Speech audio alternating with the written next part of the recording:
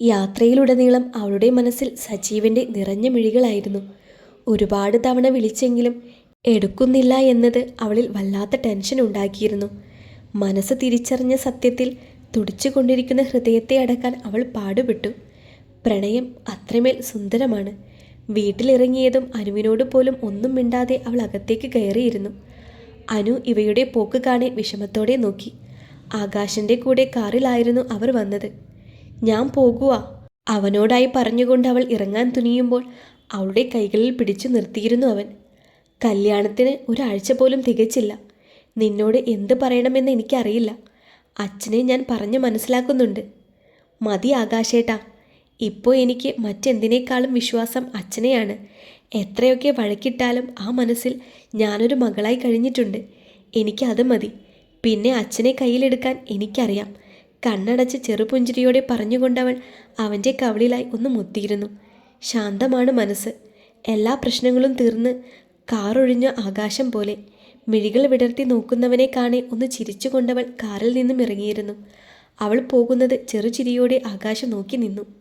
രാത്രിയിൽ കുളത്തിലേക്ക് കുളിക്കാനിറങ്ങുമ്പോൾ അനുവിനെ കൂട്ട് വിളിച്ചിരുന്നില്ല അവൾ.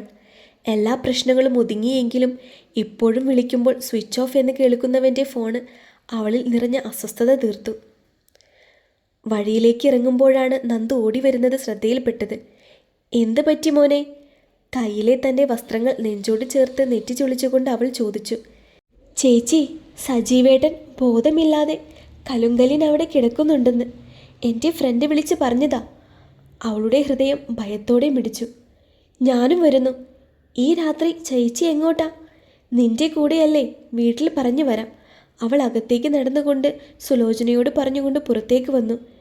ചേച്ചി വെറുതെ വരണ്ട, അതിൻ്റെ ആവശ്യമൊന്നും ഉണ്ടായിരുന്നില്ല. നന്ദു പറയുമ്പോൾ തൻ്റെ ഹൃദയം പിടിച്ചുകൊണ്ടിരിക്കുന്നത് അവൾ അറിഞ്ഞിരുന്നു. കലുങ്കലിൻ അവിടെ എത്തുമ്പോൾ കണ്ടിരുന്ന് നിലത്തെ കിടക്കുന്നവനെ. വേവലാതിയോടെ അവനടുത്തേക്ക് ഓടിച്ചെന്നവൾ നിറഞ്ഞു വന്ന കണ്ണുകൾ തുടയ്ക്കാതെ അവനെ താങ്ങിക്കൊണ്ട് എഴുന്നേൽപ്പിക്കാൻ ശ്രമിച്ചു. സജീവേട്ടാ, വിതുമ്പിലടക്കി വിളിക്കുമ്പോൾ അവനിൽ നിന്നും പ്രതികരണമില്ലെന്ന് കാണി അവൾ ഭയത്തോടെ നന്ദുവിനെ നോക്കി. മിണ്ടുന്നില്ലല്ലോ നന്ദു. എൻ്റെ ചേച്ചി, പേടിക്കാനൊന്നുമില്ല. കള്ളു കുടിച്ച് ബോധം പോയതാ. കേൾക്കേണ്ട താമസം അവൾ ദേഷ്യത്തോടെ അവനിൽ നിന്നും എഴുന്നേറ്റ് മാറിയിരുന്നു. ചുറ്റും കണ്ണുകൊണ്ട് പരുതുന്നവളെ കാണെ നന്ദുവിൻ്റെ നെറ്റി ചുളിഞ്ഞുപോയി. ചേച്ചി എന്താ നോക്കുന്നത്? പറയാം. ആദ്യം നമുക്ക് നിലത്ത് കിടക്കുന്നവനെ എടുത്ത് വീട്ടിലെത്തിക്കാം. ഉള്ളിലെ ദേഷ്യമടക്കി അവൾ പറഞ്ഞതും അവൻ തലയാട്ടിക്കൊണ്ട് സജീവനെ താങ്ങിയിരുന്നു. കൂടെ ഇവയും കൂടെ കൂടിയതും ഇരുവരും കുറച്ച് പണിപ്പെട്ട് അവനെ വീട്ടിലെത്തിച്ചിരുന്നു. ഞാൻ ഇപ്പോൾ വരാം. വീടിൻ്റെ പടിയിൽ ചാരി ഇരിക്കുന്നവനെ നോക്കി അവൾ പിന്നിലേക്ക് നടന്നിരുന്നു. നന്ദു അവൾ പോയ വഴിയെ സംശയത്തോടെ നോക്കി. ഒരു ബക്കറ്റിൽ വെള്ളവുമായി വരുന്ന ഇവയെ കണ്ടതും നന്ദു മിഴിച്ചുകൊണ്ട് നിന്നു. നോക്കാതെ ഇത് പിടിച്ച് അത് തലവഴി കമിഴ്ത്ത്. വന്ന ദേഷ്യം കുറച്ചുകൂടി മാറാതെ അവൾ നന്ദുവിന് നേരെ സംസാരിച്ചു. അവളിൽ നിന്നും ബക്കറ്റ് വാങ്ങിക്കൊണ്ട് അവൻ സജീവൻ്റെ തലവഴി ഒഴിച്ചിരുന്നു. വെള്ളം വീണതും ഓരോന്നും പിറുപിറുത്തുകൊണ്ട് അവൻ തലയൊന്നു കുടഞ്ഞു. മിഴികൾ വലിച്ചു തുറന്നവൻ നോക്കുമ്പോൾ മങ്ങിയ കണ്ണുകളിൽ കാണുന്നത് ഇവയെയായിരുന്നു. നിനക്ക് പോകാനായില്ലേ? വീണ്ടും ഇങ്ങനെ എൻ്റെ മുന്നിൽ വന്ന് നിൽക്കുന്നത് എന്തിനാ? നിനക്ക് ചേർന്ന ഒരുവൻ വന്നില്ലേ? കുഴഞ്ഞ നാവോടെ പിറുപിറുക്കുമ്പോൾ അവൾ മിഴികൾ വിടർത്തിയൊന്ന് നോക്കി. നന്ദുവും അവളെ ഒന്ന് നോക്കിയിരുന്നു. നന്ദു, നീ ഇവിടെ നിൽക്ക്. ഞാൻ വീട്ടിൽ പോകുക. നാളെ ഈ ഇരിക്കുന്ന സാധനത്തിന് ബോധം വീണിട്ട് വന്നാൽ മതി. പിന്നെ രാവിലെ അമ്പലത്തിലേക്ക് വരാൻ പറയണം. അവിടെ ഞാനുണ്ടാകും. നന്ദുവിനോട് പറഞ്ഞേൽപ്പിച്ചുകൊണ്ട് അവൾ നിലത്തിരിക്കുന്നവനെ ഒന്ന് നോക്കി. മനസ്സിൽ നേർത്തൊരു സന്തോഷം തോന്നി അവൾക്ക്. രാവിലെ തന്നെ വിവേകും മഹിമയും വീട്ടിലെത്തിയിരുന്നു. മഹിമ മനസ്സിൽ കണക്ക് കൂട്ടിയ പോലെ നടന്നതിൽ സന്തോഷിക്കുന്നുണ്ടെങ്കിലും മറ്റെന്തോ കരട് അവളുടെ മനസ്സിലുള്ള പോലെ ഇവയ്ക്ക് തോന്നിയിരുന്നു. നീനുവിന് കാര്യങ്ങളെല്ലാം മനസ്സിലായെങ്കിലും കൊച്ചുകുട്ടിയാണെന്ന് പറഞ്ഞ് അവളെ ചർച്ചകളിൽ നിന്നും ഒഴിവാക്കിയിരുന്നു. കുളപ്പടവിൽ ഇരുന്നു കൊണ്ട് തൻ്റെ മിഴികൾ തുടച്ചു മാറ്റുന്നവനെ കാണെ നേരിയ വിഷമം തോന്നിയെങ്കിലും അത് കാണിക്കാതെ അവനടുത്ത് വന്നിരുന്നു. ചേട്ടൻ കരയുവാണോ? തലച്ചിരിച്ചൊന്ന് നോക്കിയ വിവേക് അടുത്തിരിക്കുന്നവളെ കണ്ടിരുന്നു. ചേട്ടൻ കരയേണ്ട, വേണേ എന്നെ കല്യാണം കഴിച്ചു. വലിയ കാര്യം പോലെ പറഞ്ഞവളെ കാണെ അവൻ്റെ കണ്ണുകൾ മിഴിഞ്ഞു പോയിരുന്നു. മുട്ടേന്ന് വിരിഞ്ഞിട്ടില്ല, അപ്പോഴേ അവൾക്ക് കല്യാണം. വിവേക് അവളെ ദേഷ്യത്തിൽ നോക്കിയിരുന്നു. അല്ല, ഇവേച്ചി പറഞ്ഞു ചേട്ടൻ സ്നേഹിച്ച കുട്ടി മരിച്ചെന്ന്. നിർത്തടി. പഠിക്കേണ്ട പ്രായത്തിൽ പഠിക്കാതെ വല്ലവരുടെയും വായിൽ നിന്ന് വീഴുന്നത് മനസ്സിൽ വെച്ച് നടക്കുവാണല്ലേ? ഈർക്കിളിയുടെ അത്ര പോലുമില്ല. വിവേക് ദേഷ്യം കടിച്ചമർത്തിക്കൊണ്ട് എഴുന്നേറ്റ് പോയിരുന്നു. നീനുവും ആകെ വല്ലാതെയായി. താൻ വലിയ തെറ്റ് ചെയ്ത പോലെ അവളുടെ തല താഴ്ന്നു പോയി. പ്രാർത്ഥന കഴിഞ്ഞുകൊണ്ട് അമ്പലത്തിൻ്റെ മുന്നിലുള്ള ആൽമരത്തിൻ്റെ അവിടെ അവനായി കാത്തിരിക്കുകയാണവൾ. പ്രണയമാണെന്ന് പറയാൻ, പ്രാണനാണെന്ന് പറയാൻ. പറഞ്ഞ സമയം കഴിഞ്ഞിട്ടും സജീവനെ കാണാതെ വന്നതും അവൾ ആൽത്തറയിൽ നിന്നും ഇറങ്ങി തിരിഞ്ഞു നടന്നു. ഇവ പിന്നിൽ നിന്നും പ്രിയപ്പെട്ടവൻ്റെ ശബ്ദം കേട്ടതും അവളുടെ ചുടികൾ വിരിഞ്ഞുപോയി. പക്ഷേ പരിഭവം മറക്കാതെ അവൾ മുന്നോട്ട് തന്നെ നടന്നു. ഓടിക്കിതച്ചുകൊണ്ട് അവൾക്കൊപ്പം എത്തിയവൻ. ഇവ സോറി. അവൻ്റെ ഭാഗത്തു നിന്നുള്ള സംസാരം കേട്ട് അവൾ നെറ്റിച്ചുളിച്ചുകൊണ്ട് തിരിഞ്ഞു നോക്കി. വേറെയൊന്നുമല്ലടോ, ഞാൻ കാരണം താൻ ഒരുപാട് ബുദ്ധിമുട്ടി. ഇന്നലെ നന്ദുവിൻ്റെ കൂടെ വന്ന് എന്നെ സഹായിച്ചതെല്ലാം തനിക്ക് എന്നോടുള്ള സൗഹൃദത്തിൻ്റെ പുറത്താണെന്ന് എനിക്കറിയാം. പക്ഷേ അത് വേണ്ടായിരുന്നടോ. വർഷങ്ങളോളം ഹൃദയത്തിൽ കൊണ്ടു നടന്നത് കൊണ്ടാകാം എനിക്ക് തന്നോട് പെട്ടെന്ന് പഴയതെല്ലാം മറന്നുകൊണ്ട് അടുക്കാൻ പറ്റണില്ല. ഇപ്പോൾ നല്ല ജീവിതം കിട്ടിയില്ലേ നിനക്ക്? എനിക്ക് സന്തോഷമുണ്ടോ? നന്നായിരിക്കെ. അവൾക്ക് പറയാനുള്ളത് പോലും കേൾക്കാതെ പോകാൻ തുനിഞ്ഞവൻ്റെ കൈകളിൽ പിടിച്ചു നിർത്തിയിരുന്നു അവൾ. അങ്ങനെ അങ്ങ് പോയാലോ? എനിക്ക് പറയാനുള്ളത് കൂടി കേൾക്കണ്ടേ? പറഞ്ഞു. തല താഴ്ത്തിക്കൊണ്ട് അവൻ പറഞ്ഞതും അവളിൽ ചെറുപുഞ്ചിരി നിറഞ്ഞു. ഈ കള്ളുകുടി പതിവുള്ളത് തന്നെയാണോ, അതോ എനിക്കൊരു ജീവിതം കിട്ടിയ സന്തോഷത്തിൻ്റെ ആഘോഷമോ? അത് പിന്നെ സുഖുവേട്ടൻ നിർബന്ധിച്ചപ്പോൾ. അവളുടെ കൂർപ്പിച്ചുള്ള നോട്ടം കണ്ട് അവൻ മുഖം തിരിച്ചിരുന്നു. ഇന്നലത്തെ പോട്ടെ, ഞാൻ ക്ഷമിച്ചു. ഇനി കുടിച്ചാലുണ്ടല്ലോ, എന്നെ കെട്ടാനുള്ളതാണെന്നും ഇവ നോക്കില്ല. നീ ഇപ്പോൾ കല്യാണം കഴിഞ്ഞാലും തലയിലൂടെ വന്ന് വെള്ളം ഒഴിക്കാനൊന്നും എനിക്ക് പറ്റില്ല. ഇവ പെട്ടെന്ന് പറഞ്ഞതും അവൻ ഞെട്ടലോടെ തലയുയർത്തി അവളെ നോക്കിയിരുന്നു. അവൾ അവനടുത്തേക്ക് ഒന്നുകൂടി ചേർന്ന് നിന്നുകൊണ്ട് അവൻ്റെ കൈവിരലുകളിൽ കോർത്തു പിടിച്ചു. അവൻ്റെ മിഴികളിൽ നോക്കിക്കൊണ്ട് പറയാൻ, എനിക്ക് വേറെ ആരും വേണ്ട, എൻ്റെ സജീവേട്ടനല്ലാണ്ട്. എന്നെ എന്നും കൂടെ ചേർത്ത് പിടിക്കുമെന്ന് ഉറപ്പുള്ള ഒരാളെ വിട്ട് കളയാൻ എനിക്കാവില്ല. എനിക്കിഷ്ടമാണ്. മിഴികളിൽ നോക്കി ഉറച്ച ശബ്ദത്തിൽ പറയുന്നവളെ കേൾക്കെ ഹൃദയം തുടിച്ചു പോയിരുന്നു അവനിൽ. വിശ്വസിക്കാൻ കഴിയാതെ തന്നെ നോക്കി നിൽക്കുന്നവനെ നേരെ നോക്കിക്കൊണ്ട് അവൾ കൈവിട്ട് അകന്നു നിന്നിരുന്നു. ഞാൻ പറഞ്ഞത് മനസ്സിലായില്ല എന്നുണ്ടോ? മുഖത്ത് ഗൗരവം നിറച്ചവൾ ചോദിക്കവേ അവൻ സംശയത്തോടെ അവളെ നോക്കി.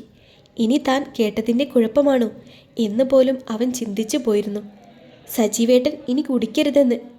എന്നെ കെട്ടിക്കഴിഞ്ഞാൽ പിന്നെ കുടിച്ചു വന്ന വീട്ടിൽ കയറ്റില്ല ഞാൻ. അവൾ വീണ്ടും ആവർത്തിച്ചതും മിഴികൾ വിടർത്തിക്കൊണ്ട് തൻ്റെ നുണക്കുഴി കവിളുകളിൽ കാണിച്ചുകൊണ്ട് അവൻ പുഞ്ചിരിച്ചു. നിറഞ്ഞ കണ്ണുകൾ തുടയ്ക്കാതെ തന്നെ അവളുടെ കവിളുകളിൽ കൈകൾ ചേർത്തു. ശരിക്കും പറഞ്ഞതാണോ നീ, അതോ എന്നെ പറ്റിക്കാൻ? അവൻ പറഞ്ഞു മുഴുവിപ്പിക്കും മുന്നേ അവൻ്റെ ചുണ്ടുകൾ തൻ്റെ കൈകൾ കൊണ്ട് മൂടിയിരുന്നു അവൾ. സത്യമാ, എനിക്ക് ഉൾക്കൊള്ളാൻ കഴിഞ്ഞിരുന്നില്ല എന്ന് നേരാ. പക്ഷേ സജീവേട്ടനില്ലാതെ എനിക്ക് പറ്റില്ല എന്നിപ്പോൾ ഞാൻ മനസ്സിലാക്കിയിട്ടുണ്ട്. നിങ്ങളുടെ കൂടെയുള്ള ഓരോ നിമിഷവും ഞാൻ സന്തോഷിച്ചിട്ടുണ്ട്. അവളുടെ ഓരോ വാക്കുകളും അവൻ്റെ ഹൃദയത്തിലേക്ക് മഞ്ഞുപോലെ വന്ന് പതിച്ചു. ഞാൻ പോകുക. സജീവേട്ടൻ അനുവിൻ്റെ കല്യാണത്തിന് വരണം. അവനെ നോക്കി അവസാന വാചകവും പറഞ്ഞുകൊണ്ട് പിന്തിരിഞ്ഞു പോയിരുന്നു അവൾ. മിഴികളിൽ നിന്നും അവൾ ദൂരത്തേക്ക് മായുന്നത് വരെ അവൻ നോക്കി നിന്നു അവളെ, തൻ്റെ പ്രാണനെ. നീ എന്താണ് മഹിമേച്ചി പ്ലാൻ? അയാൾക്ക് ശിക്ഷ വാങ്ങിച്ചു കൊടുക്കാനാണോ നമ്മൾ ഇത്രയും ബുദ്ധിമുട്ടിയത്? അങ്ങനെയല്ല കിച്ചു, അയാളുടെ പതനം തന്നെയാണ് നമുക്ക് കാണേണ്ടത്. കോടതിയിൽ നിന്നും അയാൾ പുല്ലുപോലെ ഇറങ്ങി വരുമെന്ന് എനിക്കറിയാം. എനിക്ക് വേണ്ടിയിരുന്നത് അയാളുടെ നല്ല പേരിനെ ഇല്ലാതാക്കുകയായിരുന്നു. അത് നടന്നു. ഇനി എന്ത് ചെയ്യണമെന്ന് എനിക്കറിയാം. ഇവ വരുന്നുണ്ട്. അമ്പലത്തിൽ നിന്നും വരുന്ന ഇവയെ കണ്ട് വിവേക് പറഞ്ഞതും മഹിമ സംസാരം അവസാനിപ്പിച്ചിരുന്നു. നിങ്ങൾ എപ്പോഴാ എത്തിയത്? എന്തായാലും എല്ലാം നല്ല രീതിയിൽ തന്നെ അവസാനിച്ചു. അതിലാ എനിക്ക് ആശ്വാസം. അല്ല, അനു എവിടെ? അകത്തേക്ക് കയറുമ്പോൾ അവൾ അവരോടായി ചോദിച്ചു പോയിരുന്നു. ആകാശിൻ്റെ കൂടെ പോയതാണ്. വിവി പറഞ്ഞതും അവൾ അകത്തേക്ക് കയറിയിരുന്നു. അനുവിൻ്റെ വിവാഹൊരുക്കങ്ങളായിരുന്നു പിന്നീട്. പന്തലുപണിക്കാർ വരുമ്പോൾ സജീവും അവരുടെ കൂടെ ഉണ്ടായിരുന്നു. ഇടയ്ക്ക് പരസ്പരം നോക്കിയും പുഞ്ചിരി കൈമാറിയും അവരുടെ പ്രണയം പങ്കുവച്ചിരുന്നു അവർ. ഇതുവരെ തോന്നാത്ത സന്തോഷവും സംതൃപ്തിയുമായിരുന്നു അവരിൽ. തനിക്കിതുവരെ തോന്നാത്ത ഇഷ്ടവും. സജീവനെ കാണുമ്പോൾ ഹൃദയം നിറയുന്ന സന്തോഷവും അവൾക്ക് അത്ഭുതമായിരുന്നു. അവൻ്റെ പ്രണയം എത്രത്തോളം തന്നിൽ ആഴത്തിൽ പതിഞ്ഞിരുന്നു എന്ന് അവൾക്ക് മനസ്സിലായിരുന്നു.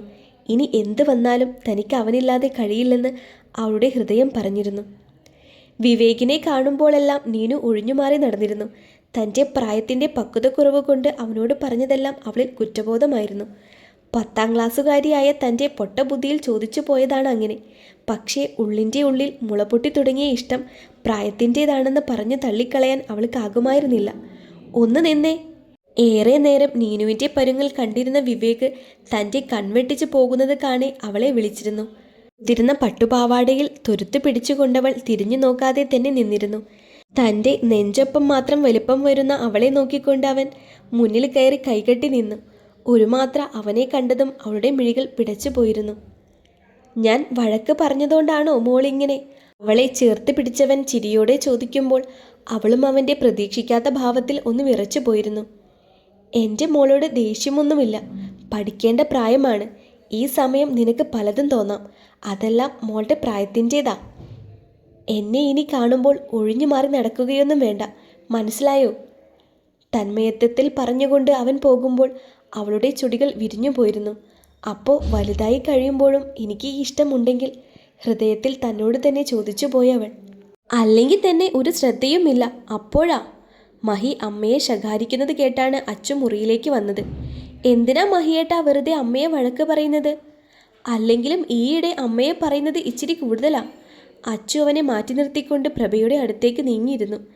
അമ്മ ഫുഡ് കഴിക്കാഞ്ഞിട്ടല്ലേ മഹിയേട്ടൻ വഴക്ക് പറഞ്ഞത്? ഞാൻ കഞ്ഞിയെടുത്ത് വരാം.